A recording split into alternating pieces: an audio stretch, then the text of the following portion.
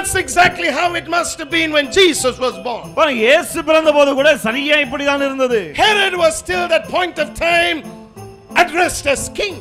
அந்த சமயத்திலே ஏரோது தான் ராஜா என்று அழைக்கப்பட்டார். Now all of a sudden there are wise men from the east who are coming looking for someone else.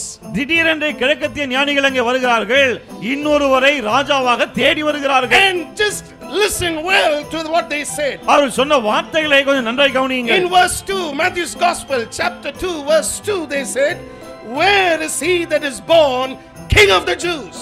மத்தேயு 2:2 என்ன சொல்கிறார்கள்? யூதருக்கு ராஜாவாக பிறந்திருக்கிறவர் எங்கே? For we have seen his star. அவருடைய நட்சத்திரத்தை நாங்கள் கண்டு.